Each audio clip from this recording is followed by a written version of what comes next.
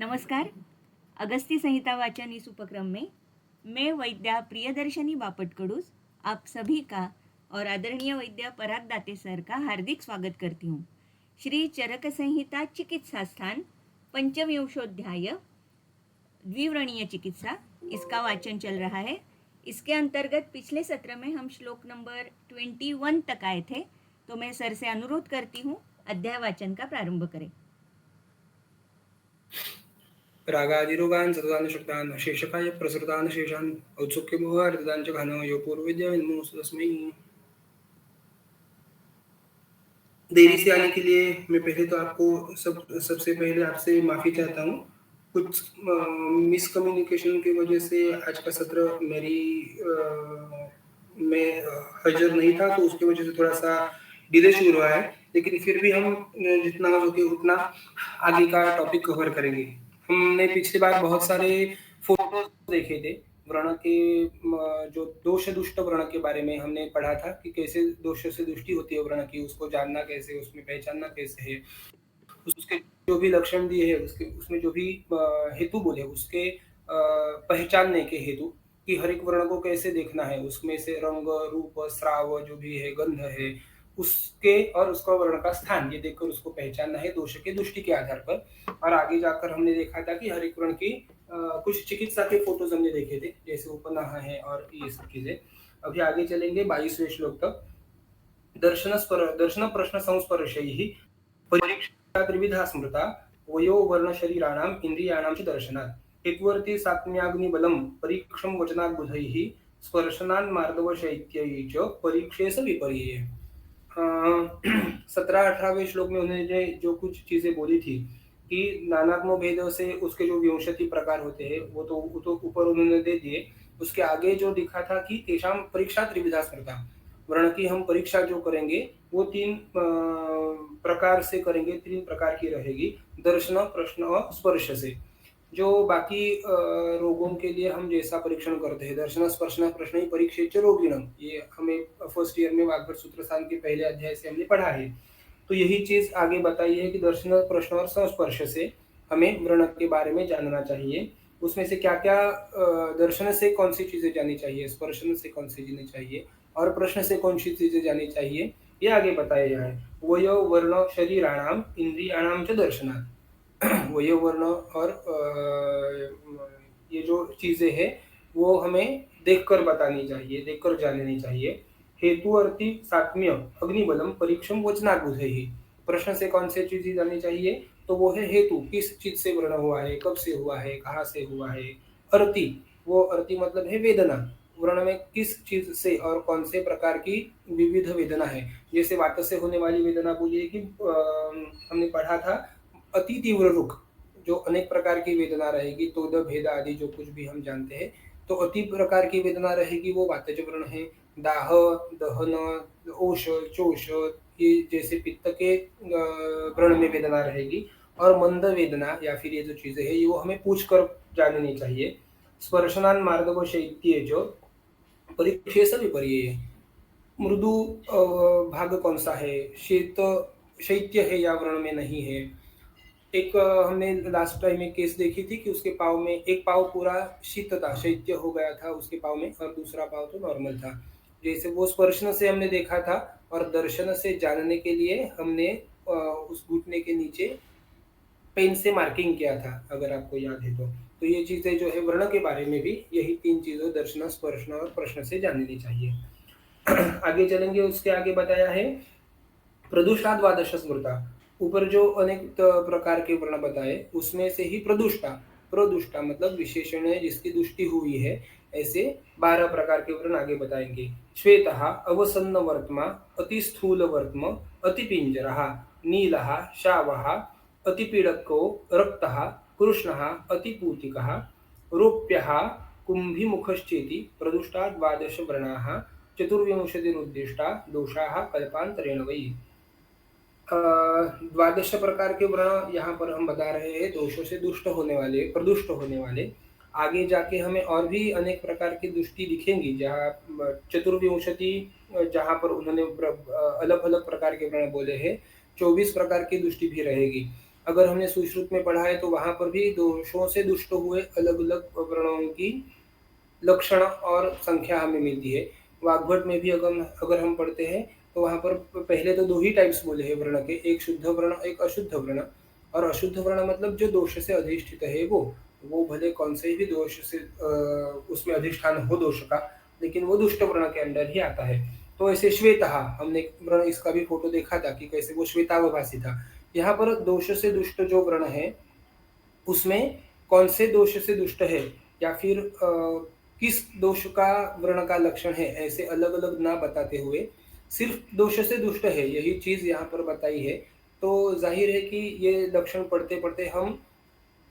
पढ़ते ही या फिर थोड़ा सोच के हम जान सकते हैं कि किस दोष से ये वर्ण की दृष्टि हुई है। जैसे श्वेतावभासता वर्ण में आना, ये हमने पढ़ा था, ये कफदुष्ट वर्ण का लक्षण है। अवसन्न वर्त्म,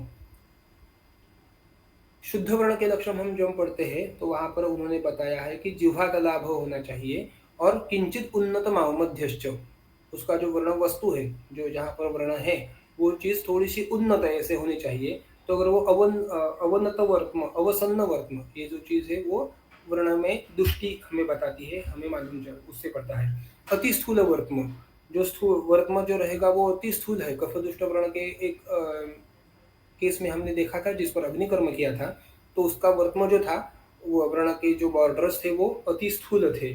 अति पिंजरहा, नीलहा, ये अलग अलग रंग हमें वहां पर दिखाई देते हैं। श्यावहा अति पीड़का युक्त, वो श्याव रहेगा वातदुष्ट की वजह से रहेगा, नील रहेगा। श्वेतावभासता हमें मिलती है कफ की वजह से, श्याव और अरुणाभासता हमें मिलती है वातदुष्ट वर्ण की वजह से, और नील पिंजर या फिर और अलग जो कोई भी चीज के रंग रहेंगे वो सभी आते हैं हमें पित्त दुष्ट के वर्ण में। पित्त के लिए वर्ण हम वाग्भट में जैसे पढ़ते हैं कि श्वेत और अरुण ये दो और शाव ये वर्ण छोड़कर बाकी जो कोई भी वर्ण आते हैं वो सभी पित्त दुष्ट के या फिर पित्त प्रकोप के वर्ण है। तो वर्ण के बारे में भी हमें वैसे ही जानना चाहिए। शाव और अरुण वात के लिए, श्वेतावभासता कफ के लिए, ये छोड़कर बाकी के जो सभी रंग वर्ण में हमें मिलेंगे वर्ण में, तो वो पित्त की वजह से रहेंगे। उन्होंने पहले जो वर्ण के बारे में जानने के लिए जो हेतु दिए या फिर जो त्रिविध परीक्षा बोली है, तो वहां पर बोले कि उन्होंने दर्शन स्पर्शन और प्रश्न से परीक्षा करनी चाहिए। तो बहुत बार ऐसे होता है कि वर्ण या फिर वो व्रणिका हमारे पास जैसे आता है तो जरूरी नहीं है कि जैसे ही वर्ण उसमें उत्पन्न हुआ है वो तुरंत हमारे पास आए। बहुत बार ऐसे होता है कि वो पहले तो उसके घरेलू जो भी उसको उपाय या फिर चीजें मालूम रहती है, तो वो पहले वो चीजें करने के लिए कोशिश करता है। उसके बाद में जो कोई उसको और चीजें बताता है, जैसे उसके दोस्त हो, उसके फैमिली मेंबर्स हो, तो वो करने के लिए पहले प्रयत्न करता है। बाद में जाकर वो वैद्य के या फिर किसी डॉक्टर के पास पहुंचता है। तो बहुत बार ऐसे होता है कि पहले वर्ण का जो स्वरूप हमारे पास आता है उसका अगर हम सिर्फ देखने से उसको पहचानने की कोशिश करें तो हमारी बहुत बार गलती हो सकती है। जैसे पिछली बार एक वर्ण, ये चीजें हम अनुभव से सीखते जाते हैं धीरे धीरे। बहुत बार हमें ऐसा होता है कि बुक में दिया हुआ नहीं होता है, ये हमने कभी देखा नहीं होता है, कभी पढ़ा नहीं होता है, लेकिन प्रैक्टिकली ये चीजें हमें देखने को मिलती है। जैसे पिछली बार एक मेरे पास वर्ण की एक पेशेंट आई थी और देखने में तो उसका जो ऊपरी हिस्सा था वो इतना पूरा पीला और काला ऐसे दोनों कलर से मिक्स था। शायद मेरे पास वो फोटो रहेगा तो मैं आपको दिखा सकूं। इतना पूरा काला और नीला ऐसे जो हो रहा था कि उसको देखकर हमें देखते ही देखते हमें ऐसा पता चल जाएगा कि अरे ये तो पित्त और वात से दुष्ट हुआ ऐसा व्रण लगता है। उसमें वेदना इतनी ज्यादा नहीं थी, दाह इतना ज्यादा नहीं था, लेकिन उसका जो कलर था, उसका जो रंग था वो पीला और काला इतना ज्यादा था कि हमें लगता था कि वो वात पित्त से दुष्ट व्रण है। जैसे ही उसको हमने पूछा कि ये कब से है, कैसे हुआ, क्या हुआ, व्रण तो 15 दिनों से हुआ था उसको, लेकिन ऐसे घरेलू चीजें करते करते उसने उस पर हल्दी जो हमें रहती है वो सबको पता होती है कि व्रण में हम लगाते हैं उसको, तो वो हल्दी उसमें लगाई थी उसने व्रण में। लेकिन ये चीज आधी सही की थी, उसके आगे का जो हमें करना होता है, जैसे हमारे संहिता में बताया कि व्रण कर्म कब और कैसे कितने बार करना है। हल्दी लगाने तक तो ठीक था, लेकिन आगे 8 दिन तक उसने वो हल्दी निकाली ही नहीं थी। व्रण के ऊपर वो हल्दी जैसे ही चिपकी थी, वो व्रण के स्राव की वजह से गीली भी हुई थी और 8 दिन वहीं पर रहने की वजह से उसमें थोड़ी-सी कोथ हुआ था वो हल्दी का। वो कोथ व्रण का नहीं था लेकिन हल्दी का था। जैसे ही वात से उसका धावन किया, वो ऊपर का हल्दी का जो लेयर था वो पूरा जैसे ही निकाल दिया, तो एक वो व्रण तो नीचे तो एकदम शुद्ध हुआ था। जैसे अभी उसको सिर्फ रोपण करना चाहिए और कोई चीज़ की ज़रूरत नहीं है। कोई भी दोष से हुई हुई दृष्टि वहाँ पर नहीं थी। तो सिर्फ दर्शन से परीक्षा नहीं होती। हमें वाग्भट में भी ये सूत्र आया है शायद कि दर्शन स्पर्शनहि प्रश्नहि परीक्षेत च रोगिणम। ये यहाँ पर जो एक शब्द एक अक्षर जो आया है वो भी हमें चिकित्सा के दौरान या फिर हमें वो सूत्र जानने के लिए बहुत सारा महत्व रखता है। जैसे दर्शन से, स्पर्शन से और परीक्षण और प्रश्न से। वो या फिर मतलब आइदर और आपको लेना है। आप 1 भी ले सकते हो और 2 भी लग सकते हो और ये तीनों चीज़ें से भी परीक्षण कर सकते हो। जितने ज़्यादा परीक्षा भाव आप उसको एक रुग्ण में यूज़ करेंगे, उतनी ही आपकी परीक्षा बहुत ज़्यादा अच्छी होती जाएगी। क्योंकि ज़रूरी नहीं हो, अगर आप दर्शन से परीक्षा कर रहे हो, तो वो हर वक़्त सही ही हो। जैसे अभी हमें इस केस के बारे में देखा था कि दर्शन से तो लग रहा था कि ये वातपित्त दुष्ट व्रण है। लेकिन जैसे ही हमने उसका परीक्षण किया, उसको प्रश्न किए कि कब आपने लगाई थी, कब निकाली थी हल्दी, व्रणकर्म कब किया था, कितने दिनों से व्रण है और उसके बाद में जाकर जब हमने वो साफ करके, व्रण धावन करके उसकी फिर से परीक्षा की, तो हमें मालूम चला वो शुद्ध व्रण है, कोई भी दूषित उसमें नहीं है। तो वैसे ही ज़रूरी नहीं है कि हम सिर्फ़ जो देखें वही सही हो, जो सुने वही सही हो, जो प्रश्न से पूछे जाने वही सही हो। जब 1 या 2 चीज़ों से उसकी ज़्यादा पुष्टि होती है, जो दर्शन से देखा वही स्पर्शन में ही पता चला है, वही प्रश्न से भी पता चल रहा है, तो उसका कन्फर्मेशन हो जाएगा, उसकी पुष्टि हो जाएगी। तो इसीलिए ज़रूरी है कि आप 1 से ज़्यादा पर्याय उसको व्रण के जानने के लिए इस्तेमाल कर सकते हो। रक्त कृष्ण अति पूतिकः जो बोला है। जिह्वातलाभो मृदुस्निग्ध श्रावो विगत वेदनः किंचित उन्नत मध्यो वा वर्ण शुद्धो अनुपद्रवः। कोई भी उपद्रव जिसमें नहीं है और वो जीभ के जैसा जो है वो शुद्ध वर्ण है। बहुत बार जो रक्तदुष्ट व्रण है उसमें वाजस्थान समगंध या फिर ऐसे अलग से लक्षण तो आते हैं, लेकिन कोई-कोई व्रणों में बाकी के उपचार अच्छे होने की वजह से सिर्फ रक्तस्राव होना इतना एक ही लक्षण हमें मिलता है, बाकी तो उसमें कोई लक्षण मिलते नहीं है। तो अति रक्त जैसा होने वाला और जिसमें से रक्तस्राव होने वाला है, ऐसा जो व्रण है वो रक्त दृष्टि की वजह से दुष्ट होता है, ये हमें जानना चाहिए। सर्व संपूर्ण लक्षण जो भी रहता है वो असाध्य हो जाता है हर एक व्याधि, ना कि व्रण, लेकिन हर एक व्याधि अगर सर्व संपूर्ण लक्षण युक्त है तो वो असाध्य बन जाएगा। इसीलिए रक्त दृष्टि में भी रक्त दृष्टि के सभी लक्षण मिलना ज़रूरी नहीं है या फिर आवश्यक नहीं है। अगर उसमें से हमें 1 या 2 भी लक्षण मिलते हैं, तो उसे हम दुष्ट व्रण कह सकते हैं। जो भी अति पीड़कः, अति रक्तः, कृष्णः, अति पूतिकः, अति कृष्ण जो है, अति रक्त है, अति पूतिकः जिसमें बहुत सारा पूतिक मतलब खराब स्मेल आ रहा है जिसमें, ऐसा वाला। रोप्यः, रोप्य का मतलब है एक बार ठीक होता है ऐसे हमें लगता है, लेकिन अ, थोड़ा-थोड़ा ठीक होते अचानक से फिर से बिगड़ जाता है और फिर से उसमें दोषों की दृष्टि हो जाती है। ये बहुत अलग-अलग कारणों की वजह से होता है। कोई वैद्य का प्रमाद रहेगा, कोई रुग्ण का प्रमाद रहेगा, कोई परिचारक का प्रमाद रहेगा या फिर कोई और जो ऐसी चीज़ें रहती हैं जिसको हम टाल नहीं सकते। हम हैं या फिर रोगी है। अगर पाँव में किसी के व्रण है, हमने उसको बहुत बोला है कि व्रणेष्वयथुरायासात् सचरागश्च जागरण तौ च रुक्ष दिवास्वापात् ताज्यं मृत्युश्च मैथुनात्। ये व्रण में उपद्रव करने वाली चीज़ ही है। जो अगर आप आयास करते हो, श्रम करते हो, चलन-वलन आपकी हो रही है और अगर आपके पाँव में व्रण है, तो व्रणेष्वयथुः स्यात्। तो उसमें उसकी वजह से आपके व्रण में शोथ आ सकता है। सचरागश्च जागरात्, उसमें राग होना, पित्त का प्रकोप होना, पाक जैसी चीज़ें होना, ये जो है वो जागरण की वजह से हो सकती है। लेकिन अगर पाँव में किसी के व्रण है और अगर वो रुग्ण किसी कंपनी में या फिर और ये कहाँ पर काम कर रहा हो, जहाँ पर उसको सोने के लिए सोने के लिए नहीं मिलता या फिर जागरण होता है, सेकंड नाइट शिफ्ट जैसे कोई ड्यूटी है, तो हो सकता है कि उसको भले ही व्रण हो, लेकिन वो पूरा जो हमें पथ्य उसको बताते हैं, उसको फ़ॉलो नहीं कर पाता, उसकी भी कोई मजबूरी हो सकती है, लेकिन ये चीज़ें होती हैं।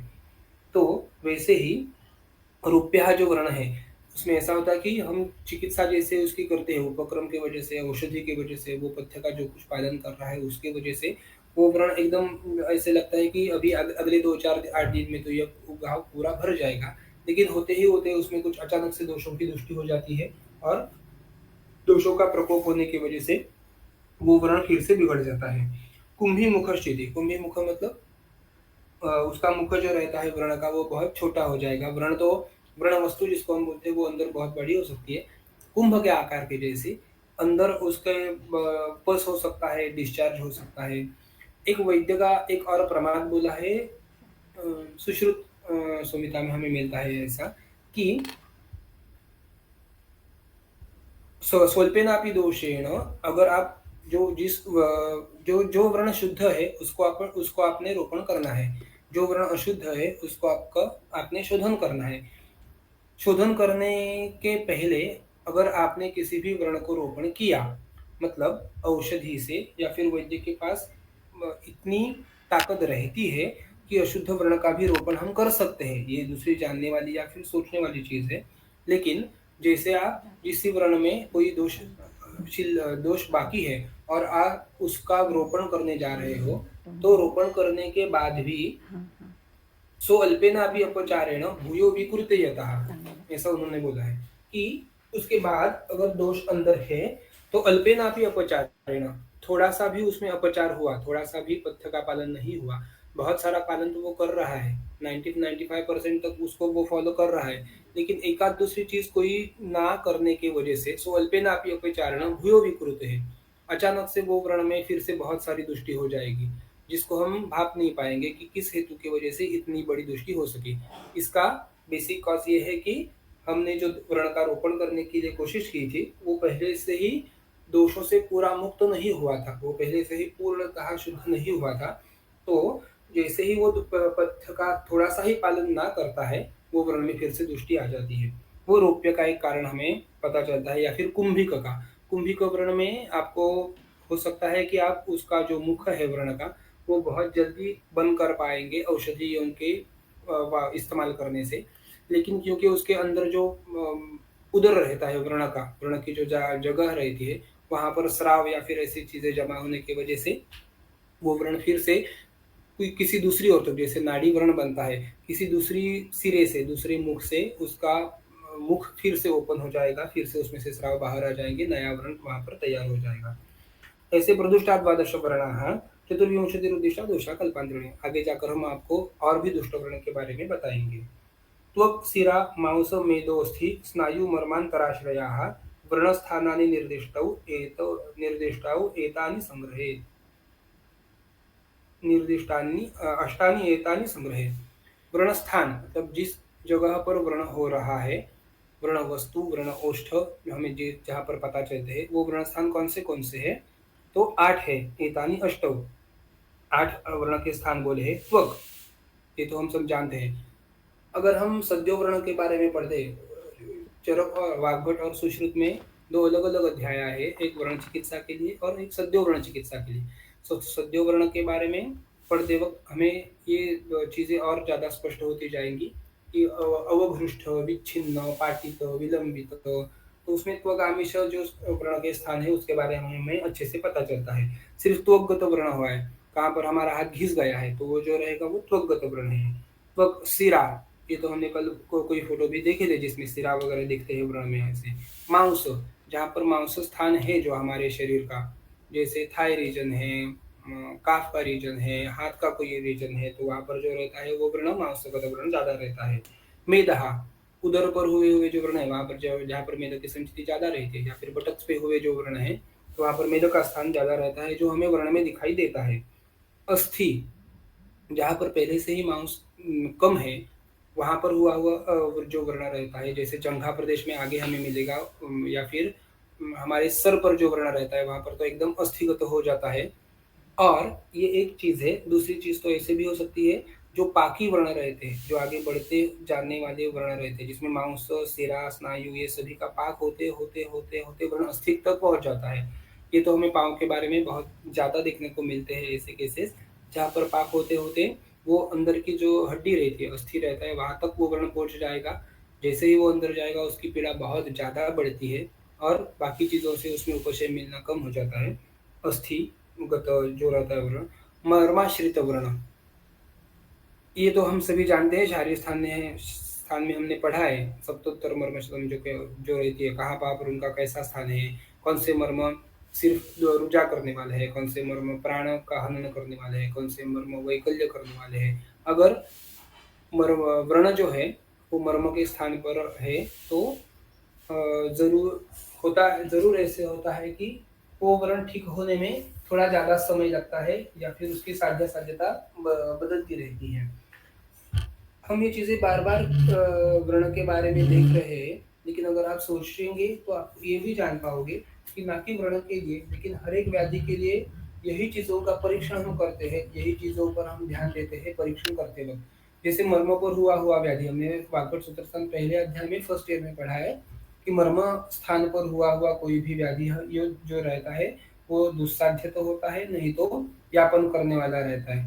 तो साध्यता के बारे में जानने के लिए हमें बहुत ज़रूरी है कि हम दोषों के बारे में भी जानें, व्रण के स्थान के बारे में भी जानें और वो मर्माश्रित है या नहीं है या फिर शरीर के और कोई स्थान पर हुआ है।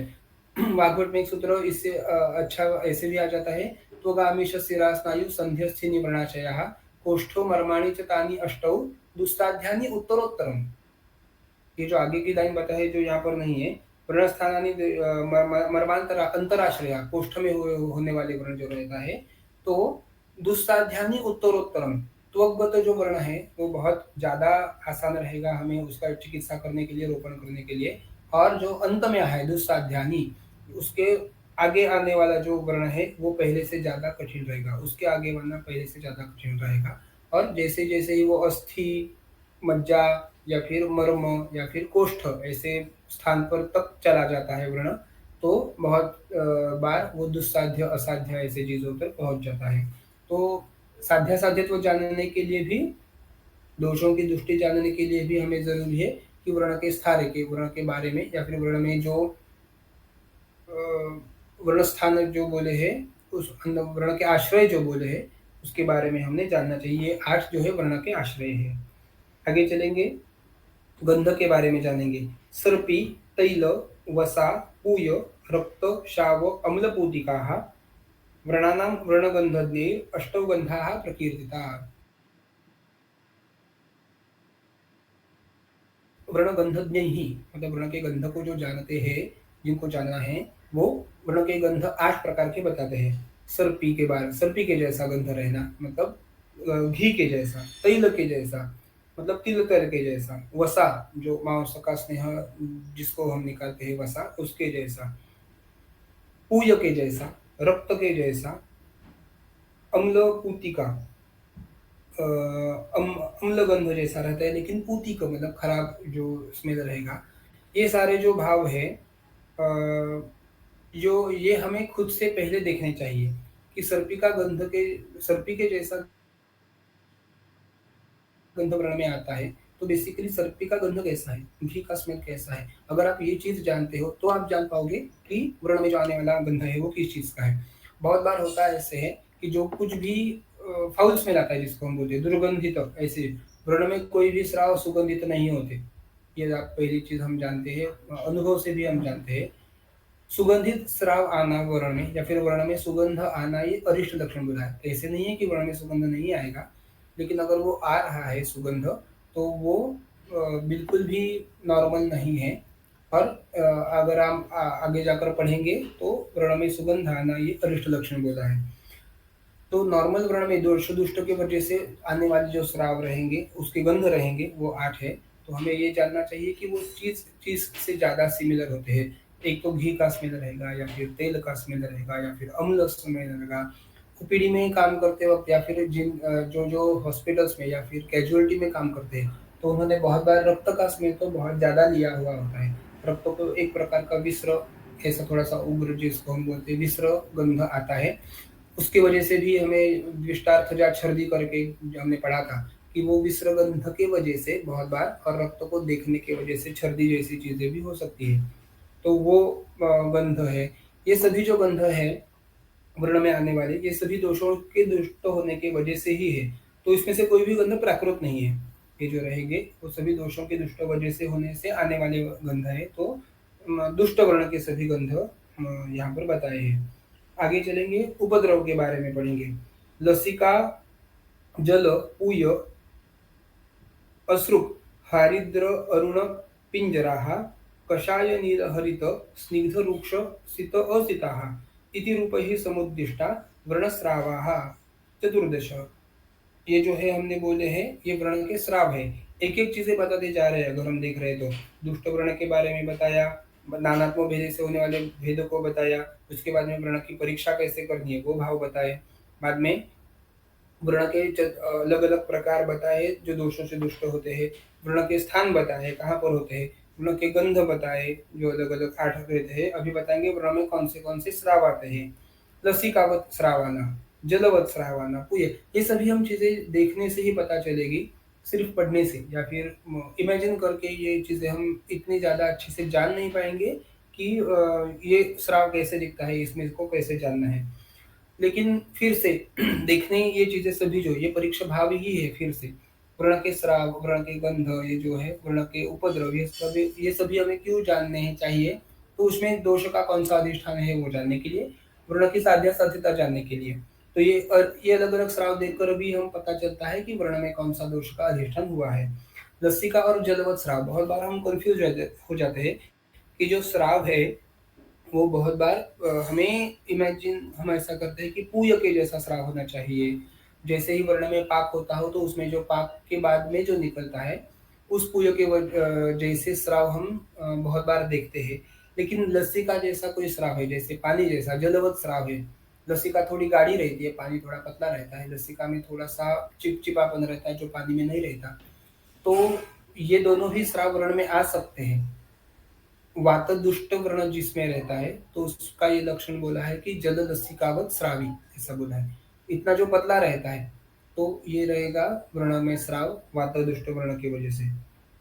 पूय, अश्रुक, हरिद्र, अरुण, पिंजरहा, यह पूय तो पाक की वजह से होता है और बाकी के जो अलग अलग रंग है जिसमें आए हुए, हमने प्रमेय में भी बहुत सारे रंग दिखने को मिलते हैं। वैसे ही वर्ण में जो कुछ स्राव निकलते हैं उसमें भी हमें अलग अलग रंग दिखाई पड़ेंगे। ऑब्वियसली ये रंग के जो अलग अलग शेड्स रहते हैं वो सभी का कारण तत्व जाता है पित्त की तरफ। कषाय, नील, हरित, ये सभी पित्त के दृष्टि की वजह से आने वाले स्राव रहेंगे। स्निग्ध, रुक्ष, असित, सिताहा, स्निग्ध श्राव जो रहेगा वो हमें हाथ से स्पर्शन से जानना चाहिए स्निग्ध है या नहीं। रुक्ष रहेगा, रुक्ष मतलब स्निग्ध नहीं रहेगा, इतना ही रुक्ष का मीनिंग श्राव के बारे में हमें लेना चाहिए। शीत और असित, श्वेत श्राव है या फिर अश्वेत श्राव है, कोई और अलग रंग का श्राव है।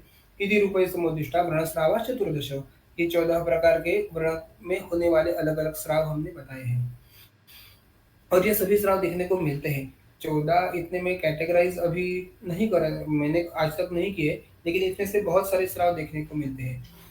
दोषों के दुष्टों की वजह से होने वाले श्राव जो हमें मिलते हैं निज वर्ण में वो तो मिलते ही है, लेकिन आगंतुक वर्ण जो रहता है किस चीज के लगने के वजह से या फिर कोई ऑपरेशन के बाद जो कोई वर्ण रहते हैं उसमें, एक्सीडेंट के बाद जो कुछ वर्ण रहते हैं उसमें, और नई चीजें हमने देखने को मिली थी। जैसे हमारे पास एक पेशेंट आई थी, उसके कक्षा में आर्म पीट में एक जला जैसा एक व्रण था, जैसे दग्ध हुआ हुआ ऐसा, और उसके ऊपर जो शेड थी, मेरे पास शायद फोटो में आपको दिखाऊंगा अगले लेक्चर में, नील जिसको बोलते हैं हम, ब्लूइश उसमें डिस्कलरेशन वर्ण में हुआ था, जो कि मेरे लिए बहुत ही नया था। वर्ण में कोई भी डिस्कलरेशन हो ये पढ़ा है, लेकिन नील वैवर्ण्य उसका हो ये पढ़ा नहीं था। बाद में हिस्ट्री लेने के बाद में पता चला कि वो पेशेंट को कैंसर था और उसके लिए ऑपरेटिव हो जाने के बाद वो वहाँ पर जो लिम्फ नोड्स थे वो निकालने के बाद जो व्रण हुआ था तो उसके लिए उसका रेडिएशन चल रहा था, और जैसे ही रेडिएशन शुरू हुआ उस व्रण का रंग जो था वो बदल गया।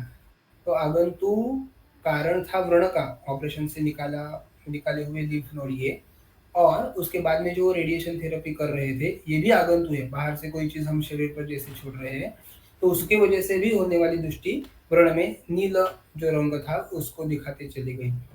तो ये भी हमें जानना चाहिए कि जैसे हमने बोला कि आप अनुभव से ही जान पाओगे। पहले तो आपने नील वर्ण देखा तो आपको बहुत ही आश्चर्य होगा कि वर्ण में नीला रंग कैसे है, नील वर्ण कैसे हुआ। लेकिन ऐसे चीज़ों को जानने के बाद धीरे-धीरे आपको ये चीज़ें और ज़्यादा आगे-आगे हर एक पेशेंट में अलग-अलग दिखाई देंगी, तो आपको पता चलेगा। आगे चलेंगे, विसर्ग पक्षाघातश्च शिरास्तंभो अपतानकः मोह उन्माद व्रणरुजा ज्वर तृष्णा हनुग्रहः काशश्छर्दिरतिसारो हिक्काश्वासस्य वै पथुः षोडशोपद्रवा प्रोक्ता व्रणानां व्रणचिन्तकैः। ये जो अलग आ रहे हैं 16 प्रकार के उपद्रव, 16 प्रकार के उपद्रव। फिर से हमें साध्या-साध्यता के बारे में जानने के लिए ये ज़रूरी चीज़ें हैं कि जैसे ही हम व्रण में दोषों की दृष्टि जानते हैं, व्रण के स्थान जानते हैं, व्रण के स्राव जानते हैं, गंध जानते हैं, लेकिन अगर कोई भी व्याधि जैसे सोपद्रवयुक्त ऐसे है, तो वो असाध्य या फिर याप्य हो जाएगा। वैसे ही व्रण के बारे में भी जानना चाहिए, अगर वो इस उपद्रव से युक्त हो रहा है कोई भी व्रण, और इसमें से तो बहुत सारे उपद्रव देखने को मिलते हैं, मैंने खुद देखे हैं। मोह, उन्माद, उन्माद तो मैंने एक पेशेंट में देखा था कि पाँव के उसमें उसके पाँव में व्रण था, लेकिन वो व्रण बहुत ज़्यादा बड़ा था। थोड़ा-सा वो पेशेंट उसकी इकोनॉमिकल कंडीशन भी इतनी अच्छी नहीं थी कि वो और कोई हॉस्पिटल में जाके दिखा सके। लेकिन इस चीज़ की वजह से उन्माद ऐसे नहीं, लेकिन उसकी मानसिक अवस्था बहुत ज़्यादा बिगड़ गई थी। इस हद तक कि उसको ऐसे लग ही नहीं रहा था कि हम खुद के पाँव में व्रण है। उसका कुछ ड्रेसिंग वगैरह करना चाहिए। उसमें से बहुत ज़्यादा विसर्ग गंध आ रहा था। विसर्ग भी नहीं, बहुत ज़्यादा पूती का जैसे कोथ होता है मनुष्य का, इतना गंध आ रहा था। लेकिन ये कोई भी चीज़ों को वो जान नहीं पा रही थी। तो मानसिक अवस्था उसकी ऐसी हो गई थी, जो कि एक उपद्रव का लक्षण था, उन्माद करके। मोह था उसमें, क्या करना चाहिए, क्या नहीं करना चाहिए, वो जान नहीं थी। व्रणरुजा, ये तो बहुत ही ज़्यादा देखने के लिए मिलने वाला उपद्रव है, व्रणरुजा। हमने पिछली बार एक सूत्र देखा था, व्रणेष्वैथुरायासात् सचरागश्च जागरात् तौच दिवास्वापात्। दिवास्वाप करने की वजह से रुजा, ये ज़्यादा हमें देखने को मिलती है। दिवास्वाप की वजह से रुजा, श्वयथु और राग, ये तीनों चीज़ें होती है, लेकिन रुजा विशेषतः दिवास्वाप करने की वजह से बढ़ती है व्रण में। ज्वरः, ये सभी ज्वरो रोगपतिः पाप्मा मृत्युरोजोषधन्तकः क्रोधो दक्षाध्वरध्वंसी रुद्रोध्व नयनोद्भवः। सभी कोई भी व्याधि हो, कोई भी व्याधि, ना कि व्रण, ना कि कोई दूसरे कोई नाम में बताना चाहूँगा।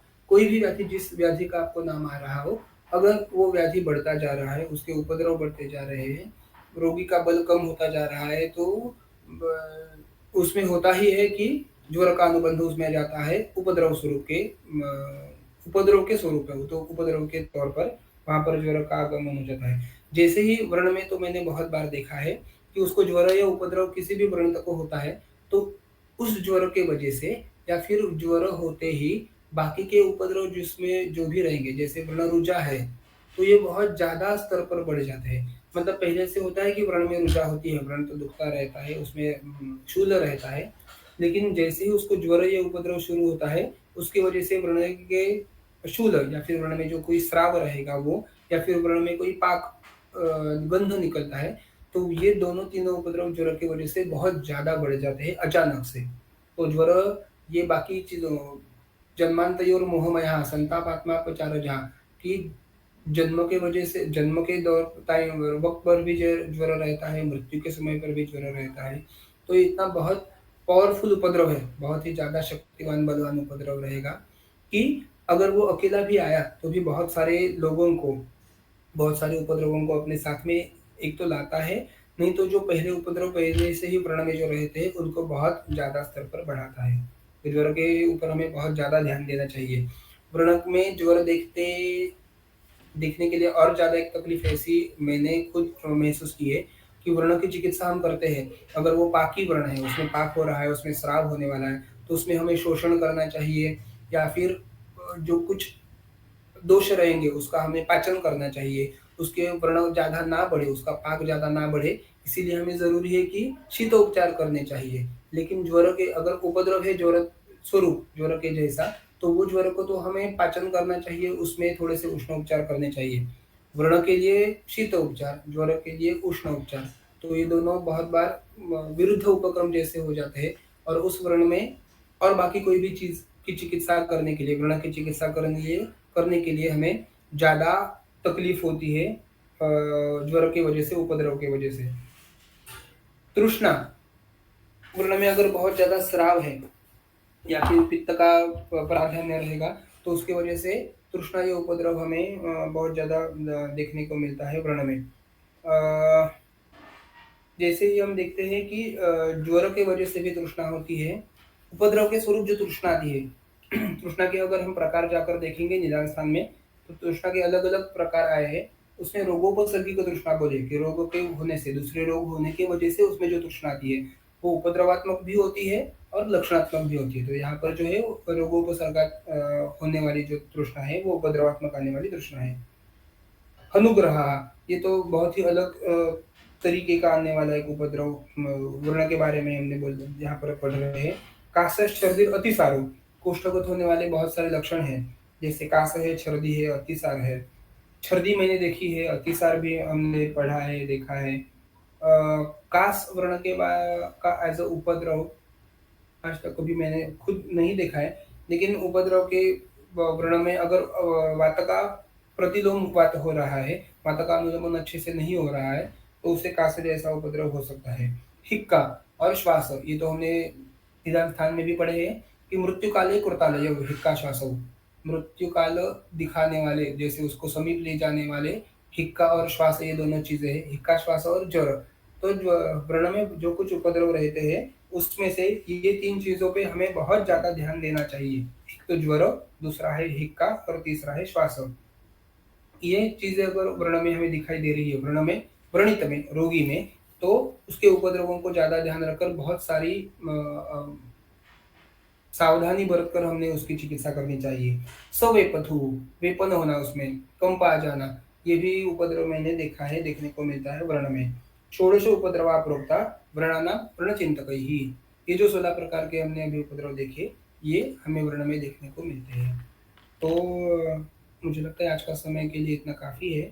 हम उपद्रव पढ़कर यहाँ पर रुकेंगे। बहुत बहुत धन्यवाद सर।